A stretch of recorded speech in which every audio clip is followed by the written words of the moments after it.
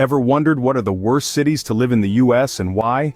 We're about to embark on a journey to explore the cities on the darker side of the American dream. We'll be considering an array of factors like soaring crime rates, staggering unemployment rates, and the overwhelming cost of living. It's not all sunshine and rainbows, but it's important to understand the whole picture. Stay tuned as we delve into the details of these cities and their shortcomings. Firstly, let's consider crime rates. They significantly affect a city's livability. When we talk about crime, it's not just about the fear of becoming a victim, but also the resulting environment, which can be rife with anxiety and distrust. This, in turn, has a profound impact on one's quality of life. Now let's take a look at some American cities that are grappling with high crime rates.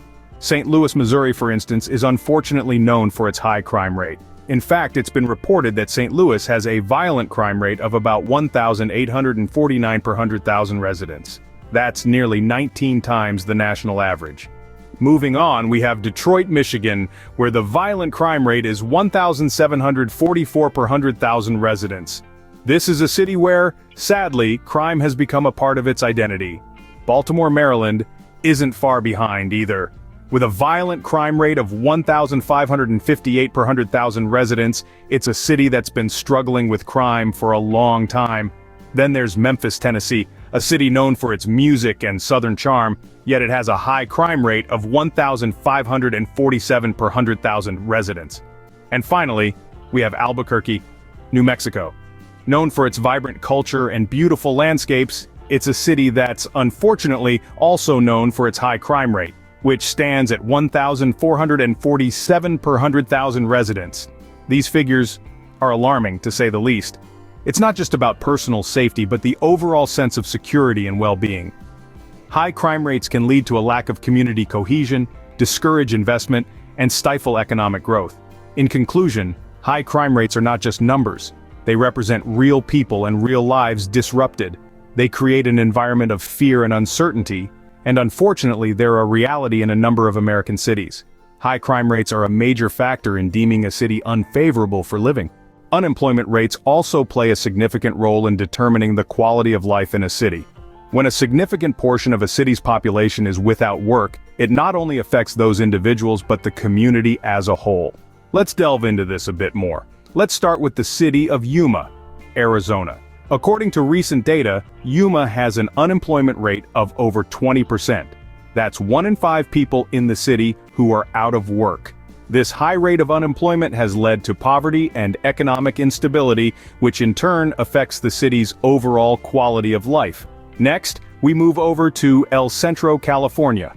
The city reports an unemployment rate that hovers around the 23% mark. That's nearly a quarter of the city's population without a steady income. The impact of this is visible in the city's struggling economy and the financial difficulties faced by its residents. Moving further east, we come across the city of Flint, Michigan. The city, known for its water crisis, also struggles with a high unemployment rate. Recent reports put the number at around 15%. This, coupled with the city's other issues, makes it a challenging place to live for many.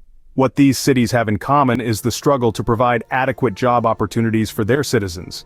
High unemployment rates often go hand in hand with other social and economic problems such as crime and poverty, and these issues can create a vicious cycle that's hard to break.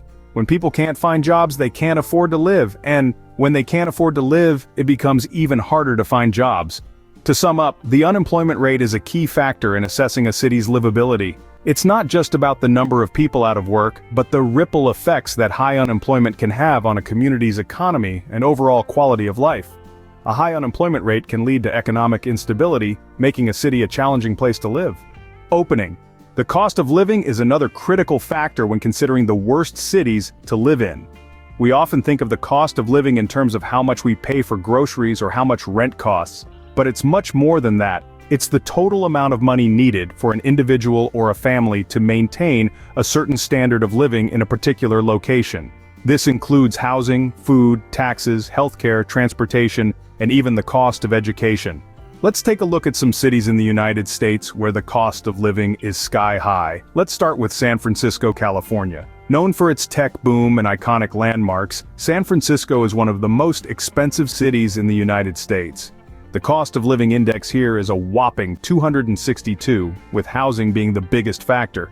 This means that living in San Francisco is over 2.5 times more expensive than the national average. Next up is Honolulu, Hawaii. Living in paradise comes with a hefty price tag.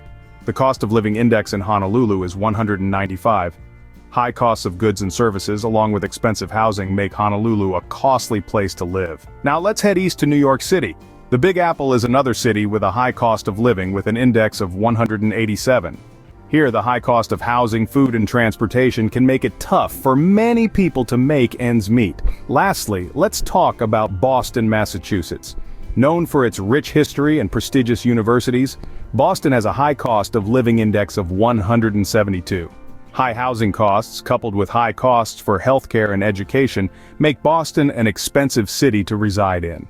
In these cities, a high cost of living often doesn't match up with the average income, making it difficult for many residents to afford basic necessities. The disparity between income and cost of living can lead to financial stress and lower quality of life. Closing. A high cost of living without a corresponding high average income can make a city a tough place to reside. Environmental factors such as air quality and pollution levels can also influence the livability of a city. When we talk about environmental factors affecting the quality of life in a city, we're not just talking about whether there are nice parks or pretty views, we're talking about the air you breathe, the water you drink, and the land you live on. Consider Bakersfield, California. It's notorious for having some of the worst air quality in the United States. The American Lung Association's State of the Air report consistently ranks Bakersfield as one of the most polluted cities in the country. This is due to a combination of factors including its geographical location, industrial activities, and heavy automobile use. The result? An increased risk of respiratory diseases and other health problems for its residents. Then there's Flint, Michigan, a city that has become synonymous with water pollution. Since 2014, the city has been grappling with a severe water crisis, where lead contamination has resulted in a public health emergency. Despite efforts to rectify the situation, the effects are long-lasting and have caused a significant decline in the city's livability. And let's not forget about Fresno, California. This city struggles with both air and water pollution.